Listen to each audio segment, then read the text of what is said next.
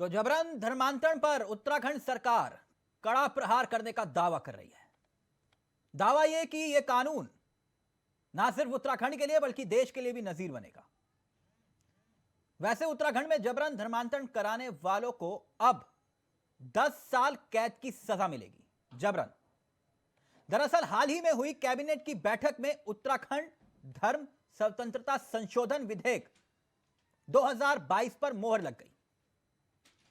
उत्तराखंड देश के उन राज्यों में शामिल हो गया जिन्होंने धर्मांतरण को लेकर कानून बनाया है। उत्तराखंड राज्य में इस कानून को सख्त करने की जरूरत इसलिए भी है क्योंकि पिछले कुछ सालों में उत्तराखंड के पहाड़ी क्षेत्रों में गैर हिंदुओं की तादाद तेजी से बढ़ी है, ऐसा दावा किया जा रहा है।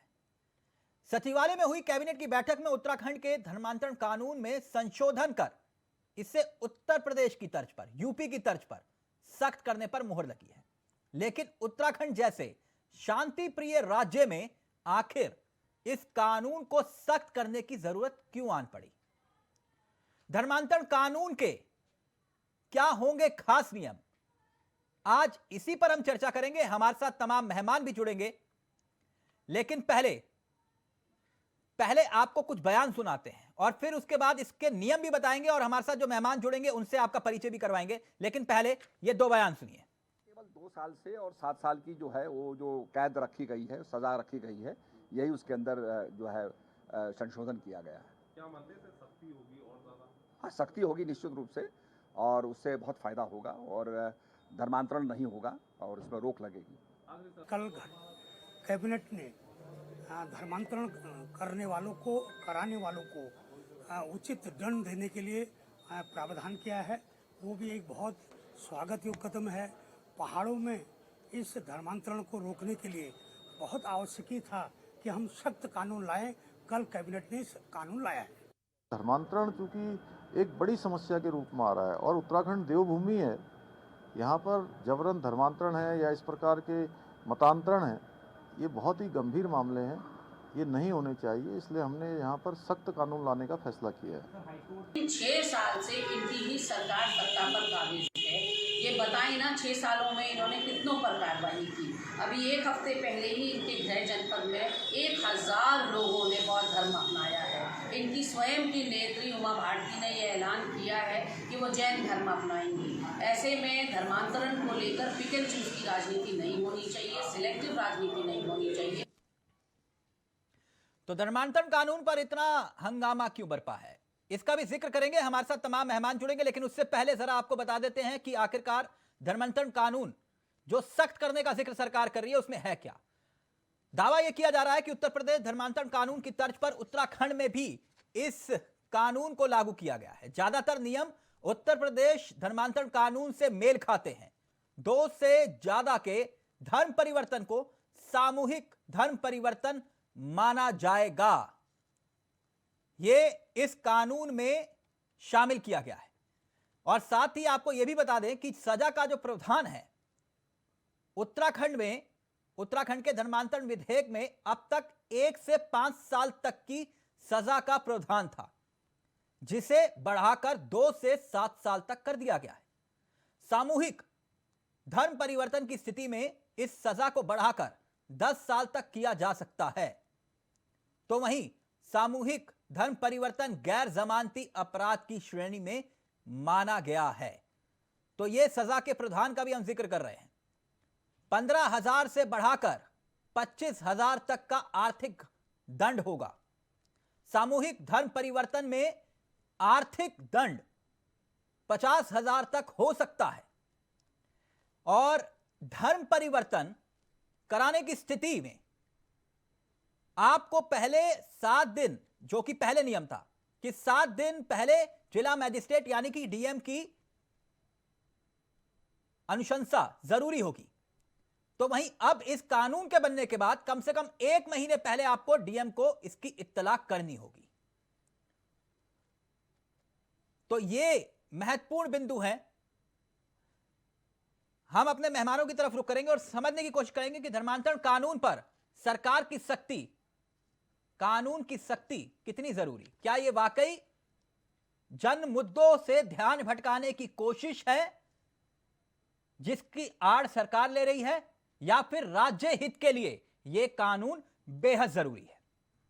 हम इसी पर चर्चा करेंगे। इस वक्त हमारे साथ तमाम मेहमान इस कार्यक्रम का हिस्सा होंगे, लेकिन सबसे पहले आपको बता दें गरिमा दसोनी हमारे साथ इस कार्यक्रम में हिस्सा बन चुकी हैं, जो कि कांग्रेस की युवा चेहरों में से एक हैं। कुछ ही देर में हमारे साथ बीजेपी के चेहरे भी इस कार्यक्रम का हिस्सा होंगे और समझने की कोशिश करेंगे कि आखिरकार इतना हंगामा क्यों है बरपा। गरिमा जी, बहुत बहुत स्वागत है आपका इंडिया वॉइस में। गरिमा जी, आपका बयान हम सुन रहे थे, सरकार की नीयत पर इतना संदेह क्यों? नहीं, नियत संदेह नहीं है। मेरी आवाज गरिमा जी?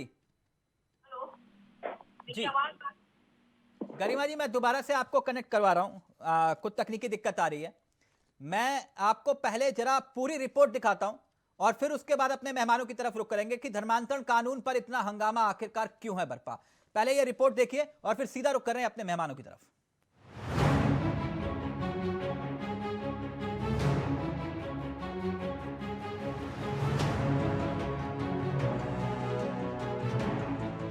पिछले कुछ सालों में उत्तराखंड में लगातार धर्म से जुड़े मामले एक के बाद एक सामने आए हैं। कहीं पर जबरन धर्म परिवर्तन कराकर शादी करवाना, तो कहीं पर सामूहिक धर्म परिवर्तन के कई मामले सामने आ रहे थे।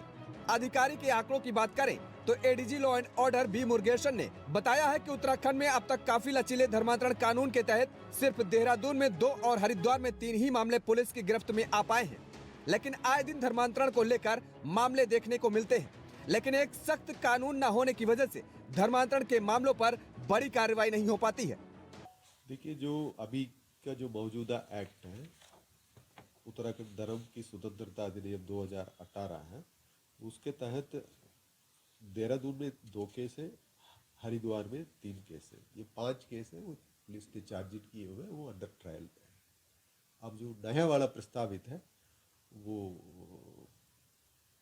असेंबली में पास होने के बाद लागू होगी, तो उस पर मुझे लगता है कि प्रपोज दिया है कि सीधा एफआईआर भी हो सकती है। पुराने वाले में कोर्ट में वाद तैयार करने के। उत्तराखंड में धर्मांतरण कानून के संशोधन विधेयक को कैबिनेट से मंजूरी मिल गई है, तो वहीं आने वाले विधानसभा सत्र में इसे सदन में पेश किया जा सकता है। सूत्रों से मिली जानकारी के मुताबिक उत्तराखंड के धर्मांतरण कानून को पहले से ज्यादा सख्त बनाया गया है, जिसमें खासतौर से सामूहिक धर्मांतरण पर सख्ती से कार्रवाई करने के मकसद से कई बदलाव किए गए हैं। एक तरह से उत्तराखंड के धर्मांतरण कानून को बिल्कुल उत्तर प्रदेश जैसा सख्त बनाने का ड्राफ्ट तैयार किया गया है। देखिए कैसा हो सकता है धर्मांतरण कानून। सख्त हुआ धर्मांतरण कानून। उत्तर प्रदेश धर्मांतरण कानून के तर्ज पर उत्तराखंड में भी कानून। ज्यादातर नियम उत्तर प्रदेश धर्मांतरण कानून से मेल खाते हैं। 2 से ज्यादा के धर्म परिवर्तन को सामूहिक धर्म परिवर्तन समझा जाएगा। उत्तराखंड के धर्मांतरण विधेयक में अब तक 1 से 5 साल तक की सजा का प्रावधान था, जिसे बढ़ाकर 2 से 7 साल तक कर दिया गया है। सामूहिक धर्म परिवर्तन की स्थिति में इस सजा को बढ़ाकर 10 साल तक किया जा सकता है, तो वहीं सामूहिक धर्म परिवर्तन गैर जमानती अपराध की श्रेणी में माना जाएगा।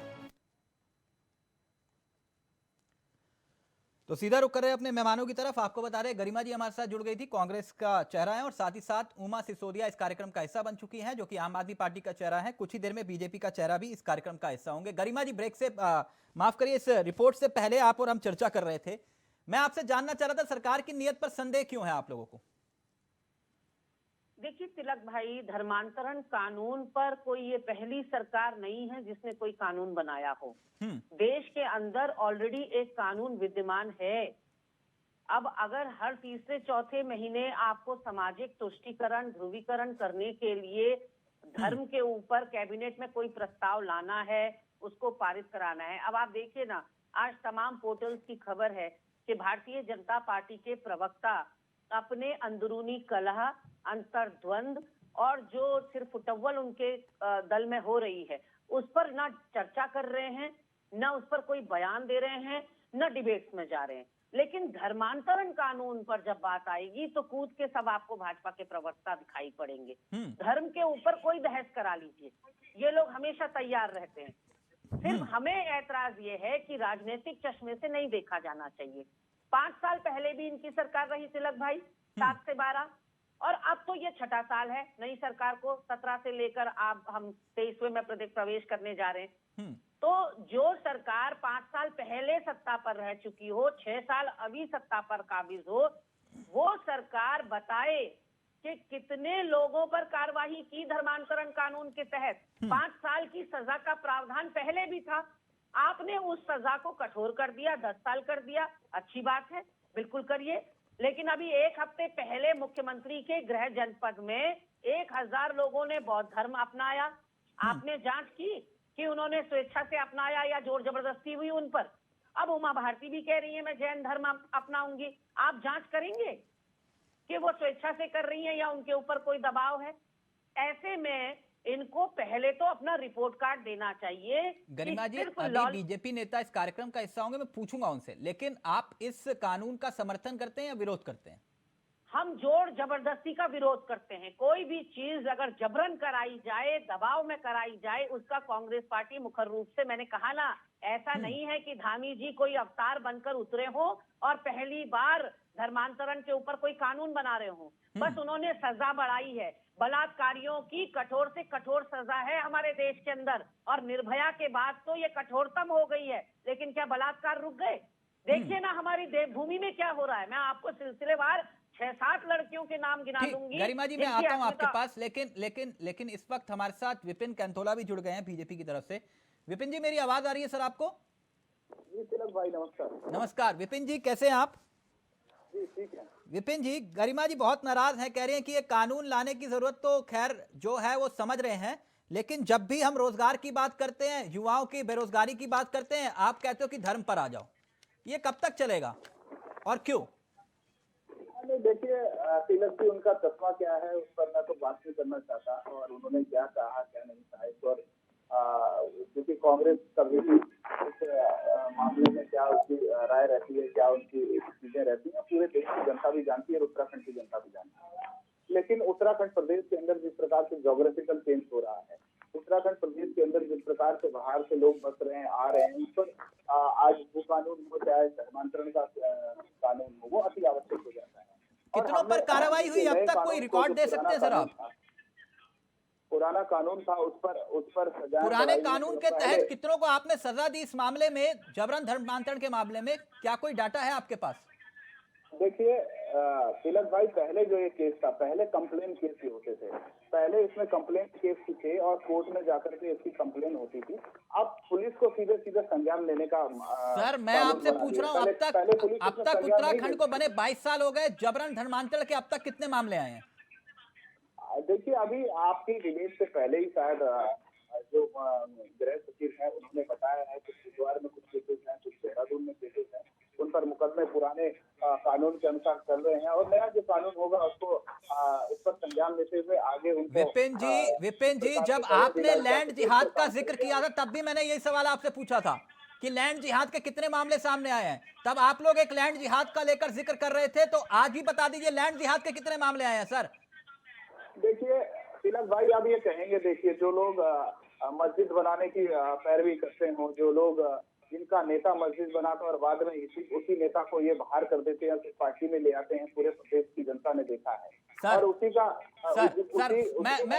मेरी कोई दिलचस्पी नहीं है ना, आप मुझे घुमा रहे हैं, मेरी मुस्लिम यूनिवर्सिटी में कोई दिलचस्पी नहीं है। मैं आपसे सिर्फ इतना जानना चाह रहा हूं कि जो कानून आप लेकर आ रहे हैं, कोई ना कोई तो वजह होगी उत्तराखंड में कि हाँ ये मामला, जैसे काशीपुर में 1000 लोगों ने धर्म परिवर्तन किया, उस पर आपने क्या कार्रवाई की? तिलक भाई, आज से 10 साल 15 साल पहले आप उत्तराखंड में आते होंगे तो आपको सतपुली का नजारा क्या दिखता था, आपको पौड़ी का नजारा क्या दिखता था, आपको श्रीनगर का नजारा क्या दिखता था, आपको तो इसके लिए तो सर इसमें लैंड जिहाद और इसमें लैंड जिहाद शब्द का बात कहां से आ गई? इसमें लैंड जिहाद और धर्मांतरण की बात कहां से आ गई? सर भौगोलिक परिस्थितियां किस लिहाज से और क्यों बदल रही हैं वो तो आप खुद जानते हैं, आप इसमें लैंड जिहाद और धर्मांतरण की बात कहां से ला रहे हैं?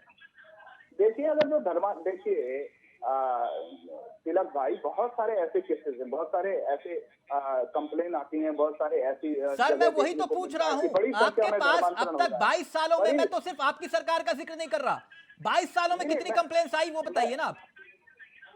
जितने कड़ाई से हम काम करेंगे तो और लोगों को उतना दिक्कत होगी। अब आम आदमी पार्टी के तो मंत्री दिल्ली में सर जरूरत है रोजगार गारंटी देने की, कैबिनेट को जरूरत, आपको लगता है कि कैबिनेट को जरूरत रोजगार गारंटी की है? जो कानून लेके आए तो उन्हें दिक्कत हो जाती है। ओके सर, कैबिनेट को जरूरत रोजगार गारंटी की, आप कह रहे हो हम धर्मांतरण कानून ले, ठीक है सर। एक सेकंड, उमा सिसोदिया जी, बात जो विपिन जी कह रहे हैं कि अगर राज्य को जरूरत है और राज्य के हित में है तो ये बवाल क्यों, क्या गलत है इसमें?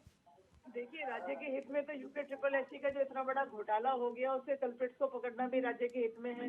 अंकिता भंडारी का केस हाईकोर्ट कह रहा है कि मैं जो एसआईटी है उसकी जांच से संतुष्ट नहीं है हमारे माननीय हाईकोर्ट, वो क्या राज्य के हित में नहीं है? महिलाओं की सुरक्षा का बड़ा मुद्दा है। ऐसे में इन सब मुद्दों से ध्यान भटकाने के लिए बीजेपी के पास एक ही एजेंडा होता है कि आप वापस धर्म की राजनीति पर आ जाओ, वापस धार्मिक उन्माद बढ़ाने की कोशिश करो। तो यानी आप इसका विरोध करती हैं?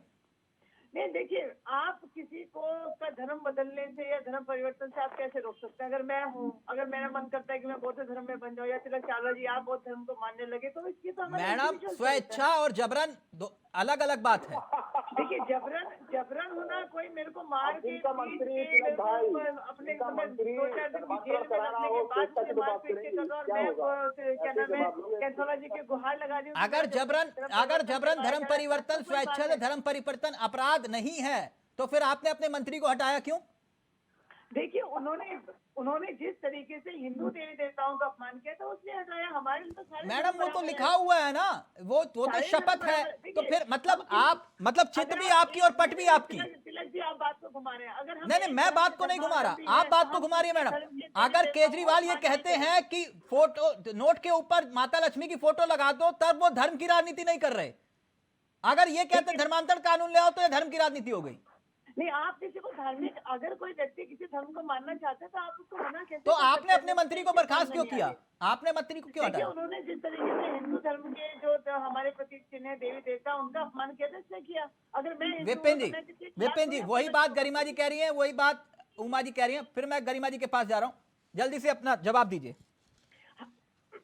देखिए तिलक भाई, अगर जो हमें आवश्यकता पड़ती है कि आवश्यक है कानून बनाना, तो निश्चित रूप से आवश्यक कानून बनने चाहिए। तिलक भाई, उत्तराखंड के अंदर मैंने कहा ना, आज से 15 साल, आप तो लंबे समय से तिलक भाई उत्तराखंड को कवर कर रहे हैं और लंबे समय से आप उत्तराखंड आते हैं। मैंने कहा ना, आप पहाड़ों में चले जाइए, आज पहाड़ों के हालात क्या है, जोग्राफिकल चेंज कितना हो रहा है।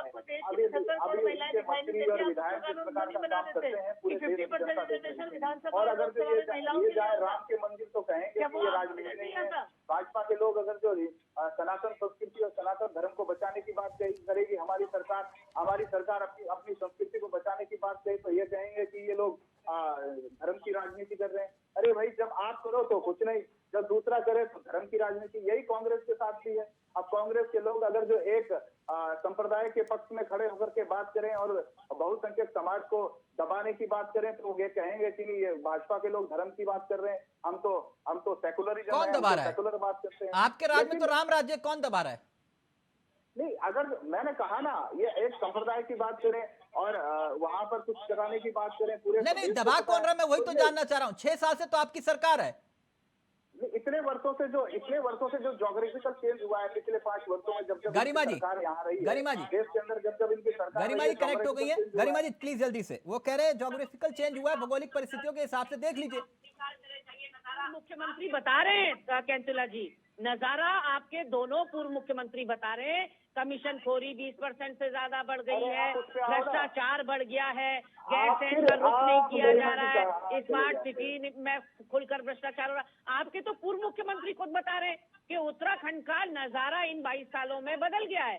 तो निश्चित धर्मांतरण पे आओ ना, आप धर्मांतरण की बात कर रही हूँ, धर्मांतरण की बात मैं करूंगा, आपकी नेत्री उमा भारती, आपकी नेत्री उमा भारती जैन धर्म अपनाने जा रही है, क्या कहना चाहते हैं उस पर? आपकी नेत्री उमा भारती जैन धर्म अपनाने जा रही है, क्या इजाजत है उनको? इजाजत है या नहीं है? पटवारी का घोटाला, कितने घोटाले तो आपके नहीं, कैंथोला जी मैं आपके बीच में नहीं बोल रही थी। अपने पार्टी के अंदर हैरान घोटाला, किस तरह की डिबेट? भारतीय जनता पार्टी के प्रवक्ताओं का पहले विपिन जी एक एक करके, विपिन जी एक एक करके, बोला क्या? विपिन जी विपिन जी विपिन जी, मैं भी बोलता हूँ ना, आप आइए धर्मांतरण में स्वतंत्र हूँ। गरिमा जी एक मिनट, विपिन जी प्लीज, अपना नजरिया धर्मांतरण में विपिन जी एक मिनट, गरिमा जी एक मिनट,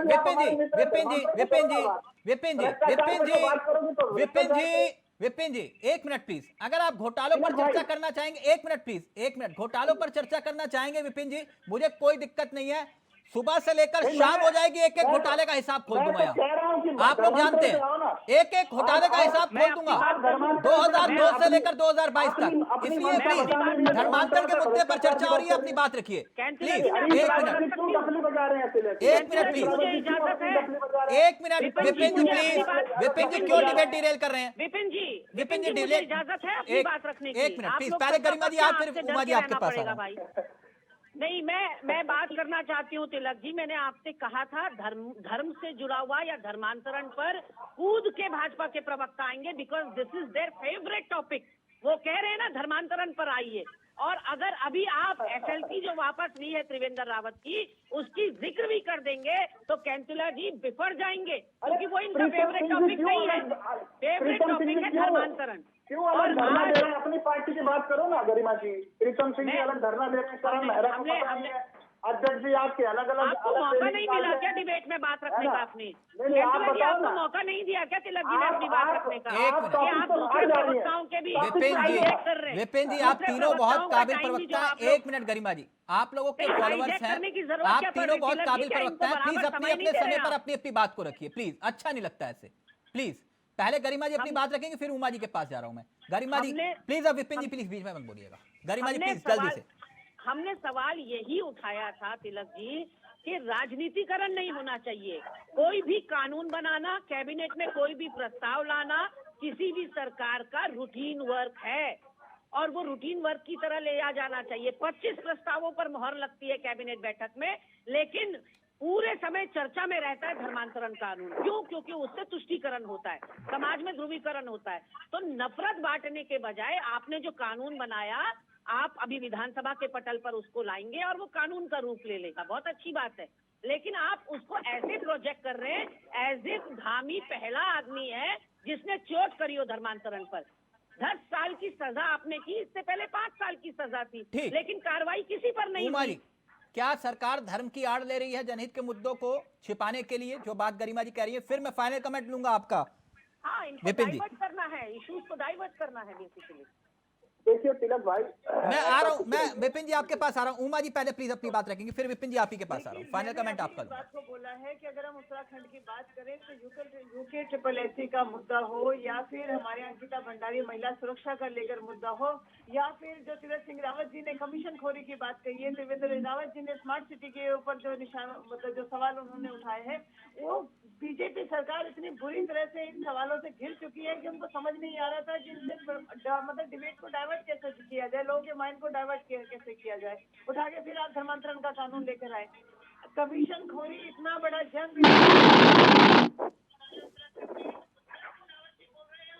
बात नहीं कर रहे। एक पूर्व मुख्यमंत्री अगर किसी बात को कहता है तो उसको ध्यान से सुना जाना चाहिए, क्योंकि वो उस व्यवस्था से निकले। उन्होंने देखा होगा कि जब मैं मुख्यमंत्री था तो किस तरीके से काम। मैं विपिन जी फाइनल कमेंट आपका ले रहा हूँ, और मैं एक मिनट मैं चाहूंगा कि आप प्लीज सुनिए। एक मिनट उमा जी मेरी रिक्वेस्ट है, क्योंकि मैं सत्ता पक्ष हो या विपक्ष हो, जो सवाल होते हैं हम निष्पक्ष होकर पूछते हैं। जब गरिमा जी सत्ता में थी तब भी हम ये सवाल पूछते थे, आज विपिन जी सत्ता में हैं, हम तब भी ये सवाल पूछते हैं। विपिन जी, कानून का जिक्र आप कर रहे हैं, भू कानून को लेकर क्या हुआ? देखिए उस पर जो कमेटी है, जो कमेटी बनाई हुई है, उसने अपनी विभिन्न जगहों पर गोष्ठियां कर रही है। घुमाइए बस सर, मुझे भू कानून को लेकर क्या हुआ? नहीं, मैं कह रहा हूँ ना आपको, तमाम जो जिले हैं वहाँ पर जिलाधिकारी। सर आप कह रहे हैं ना भौगोलिक परिस्थिति देखो तिलक, आपने यही कहा ना तिलक तुम भौगोलिक परिस्थिति देखो, तो मैं उसी देखकर वही सवाल पूछ रहा हूँ, भू कानून कहाँ है? मैं कह तो रहा हूँ कि अरे तिलक भाई आप बात तो पूरी करने नहीं दे रहे। मैंने कहा कि तमाम जिले के अंदर गोष्ठियां हो रही है, लोगों से पूछा जा रहा है, लोगों की राय ली जा रही है किस प्रकार से बेहतर हो सकता है। सर ये सपना किसने देखा था भू कानून का? क्रेडिट आप ही ले लीजिए, मुझे कोई दिक्कत नहीं है। किसने देखा था सपना? देखिए जब हमारी सरकार आई है तब तक हमने भू कानून मजबूत किया है। सर मैं वही पूछ रहा हूँ ना कि आपने क्या किया अच्छा ठीक है, चलिए भू कानून को आपने मजबूत किया, लोकायुक्त कहाँ है? भाई एक बात सुनिए तिलक भाई, हमने कहा है लोकायुक्त की आवश्यकता होगी तो लोकायुक्त भी बनाएंगे। तो लोकायुक्त की जब आवश्यकता नहीं थी तो नारा क्यों दिया था विपिन जी, खंडूरी या जरूरी? क्यों नारा दिया था फिर आपने कि लोकायुक्त आज आपके लिए जरूरी नहीं है? नहीं, हमने कहा ना, देखिए हम ऐसे काम ही नहीं करेंगे जिससे कि लोकायुक्त की आवश्यकता पड़े। बहुत हम ऐसे बढ़िया। काम ही नहीं करेंगे। ये तो आप आपने है ना, मुझे त्रिवेंद्र जी की आप याद लेकर दिला दी। के आइए ना यही कुछ सवाल चीजें। मैंने त्रिवेंद्र जी से पूछा था तो उन्होंने कहा अगर कि ऐसा जरूरत काम ही नहीं नहीं है करेंगे तो भाई, हम क्यों लेकर तिलक आए भाई, लोकायुक्त? वाह जब जरूरत होगी तो लाएंगे। आज जरूरत है सर, तो हम कब लाएंगे कानून वही तो लाए पूछ रहा हूँ। आज आज- तक लोकायुक्त आज- नहीं लाए, आज- लेकिन धर्मांतर कानून आज- लेंगे आप। आज जरूरत है धर्मांतरण कानून की तो कानून लाएंगे। यस, कानून की धर्मांतर आवश्यकता होगी तो कानून की कानून जरूरत बनाएंगे है, तिलक भाई। लोकायुक्त की आज जरूरत नहीं है। भौगोलिक परिस्थितियां- सर बहुत बढ़िया, धर्मांतर कानून की जरूरत है, लोकायुक्त की आपने बता ही दिया सर। धर्मांतर कानून की जरूरत है, लोकायुक्त की जरूरत है ही नहीं। जब जिस कानून की जरूरत होगी उस कानून को लेके आएंगे। अगर जो हमें ठीक, जरूरत पड़ेगी तो ओके, लेके आएंगे। थैंक यू सो मच, बहुत बहुत शुक्रिया। वक्त ज्यादा नहीं दे रहा। विपिन जी आपका भी, उमा जी आपका जी, गरिमा जी आपका भी। तो क्या ये वाकई कानून राज्य हित में है या फिर सियासत के नजरिए से विपक्ष आरोप लगा रहा है? आप खुद ही तय करिए तो बेहतर होगा। नमस्कार, जय हिंद, जय भारत, जय उत्तराखंड।